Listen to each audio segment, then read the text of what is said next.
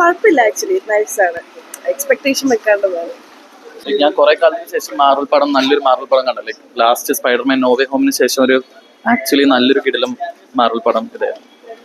പഴയത് വെച്ച് നമുക്ക് ഒരിക്കലും കമ്പയർ ചെയ്യാൻ പറ്റത്തില്ല. കാര്യം പഴയതെന്ന് പറയുമ്പോൾ ഒരു 10-20 വർഷങ്ങൾക്ക് മുമ്പ് ഇറങ്ങിയ സിനിമയല്ലേ. അപ്പോൾ ഇപ്പോൾ ടെക്നോളജിയും കാര്യങ്ങളൊക്കെ ഒരുപാട് വളർന്നിട്ടുണ്ട്. അപ്പോൾ അതിൻ്റെതായിട്ടുള്ള രീതിയിലുള്ള മാറ്റങ്ങൾ മേക്കിങ്ങിൽ ഉണ്ടായിട്ടുണ്ട്. സ്റ്റോറി ഏകദേശം അതേപോലത്തെ കാര്യങ്ങളൊക്കെ തന്നെയാണ്, ആ ബേസ് സ്റ്റോറിയും കാര്യങ്ങളൊക്കെ അത് തന്നെയാണ്. പക്ഷെ നമുക്ക് ആ മാറ്റങ്ങൾ നമുക്ക് എന്തായാലും ഇത്രയും വർഷങ്ങളുടെ ആ മാറ്റങ്ങൾ കാണാൻ പറ്റും. അപ്പോൾ എന്തുകൊണ്ടും ഒബ്വിയസ് ആയിട്ടും ഈ പടം തന്നെ ആയിരിക്കും കുറച്ചുകൂടെ ബെറ്റർ ആയിട്ട് നിൽക്കുക. VFX എല്ലാം നല്ല, മാർവലിന്റെ VFX നമ്മൾ പറയണ്ടല്ലോ, അടിപൊളിയായിരുന്നു. നല്ല കൺവിൻസിംഗ് ആയിരുന്നു VFXും കാര്യങ്ങളൊക്കെ, നല്ല 3D എഫക്ട്സും കാര്യങ്ങളൊക്കെ അടിപൊളിയായിരുന്നു. ഓവറോൾ എനിക്ക് ഭയങ്കരമായിട്ട് ഇഷ്ടപ്പെട്ടു. ആസ് എ ഹോൾ നല്ലൊരു പടമാണ്, നൈസ്. കണക്ട് ആവാത്ത പോലെ തോന്നിയില്ല. ചിലപ്പോൾ കോമിക്സും കാര്യങ്ങളൊക്കെ വായിച്ചിട്ടുള്ളവർക്ക് നല്ലപോലെ കണക്ട് ആവുമായിരിക്കും. അങ്ങനെ കണക്ട് ആവാത്തതോ അല്ലെങ്കിൽ മനസ്സിലാവാത്ത രീതിയിലുള്ള ഒരു സ്റ്റോറി ലൈനോ കാര്യങ്ങളോ ഒന്നും എനിക്ക് തോന്നില്ല. അത്യാവശ്യം കൺവിൻസിംഗ് ആയിട്ട് തന്നെയാണ് അവർ എടുത്തിട്ടുള്ളത്. സ്ക്രീൻ പ്ലേ കാര്യങ്ങളെല്ലാം അടിപൊളിയായിരുന്നു, നല്ല മൂവിയായിരുന്നു, നൈസ്. മൊത്തത്തിൽ നല്ലൊരു തിയേറ്റർ എക്സ്പീരിയൻസ് ആയിരുന്നു ഞാൻ പറയാം. പിന്നെ അത് മാത്രമല്ല, ഈ നോർമൽ നമ്മൾ as usual super hero movies എന്ന് പറയുമ്പോൾ അതിൽ കൂടുതലും ഈ ആക്ഷൻ സീക്വൻസിനും അതേപോലെ ഈ കുറച്ചൊക്കെ ത്രില്ലിംഗ് ആയിട്ടുള്ള എലമെന്റ്സിനായിരിക്കും പ്രാധാന്യം കൊടുത്തിരിക്കുന്നത്. പക്ഷെ ഇതിനകത്ത് അങ്ങനെ അല്ല.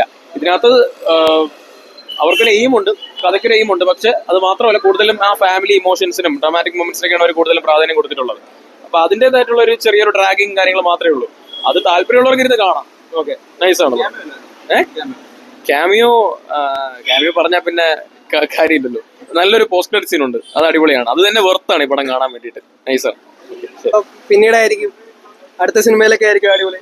പോസ്റ്റ് ക്രെഡിറ്റ് സീൻ മിസ്സാക്കാതെ കാണാം, അത്ര തന്നെ.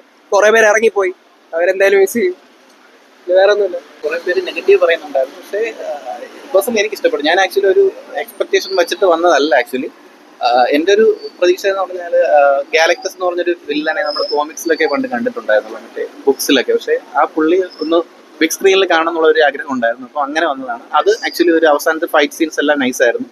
അതുപോലെ തന്നെ എൻ്റെ സിനിമ ഒരു 2 hour ഡ്യൂറേഷൻ ഉള്ള മൂവിയാണ്. പക്ഷേ ആ സിനിമയിൽ ഉടനീളം നമുക്ക് തോന്നാത്തൊരു ഹൈ മൊമെന്റ്സ് ഇതിൻ്റെ ഒരു പോസ്റ്റ് ക്രെഡിറ്റ് സീന് നമുക്ക് തരാൻ പറ്റിയിട്ടുണ്ട്. അത്രയും ഒരു ഹൈപ്പ് കയറ്റിയ ഒരു ക്രെഡിറ്റ് സീനായിരുന്നു. റീസെന്റ് അങ്ങനെ നമ്മൾ ക്രെഡിറ്റ് സീനിലൊന്നും കിട്ടാറില്ല, വെറുതെ ചവർ എന്തെങ്കിലും കാണിക്കാറാ പതിവ്. പക്ഷേ ഇതിലെ ക്രെഡിറ്റ് സീൻ അടിപൊളിയായിരുന്നു.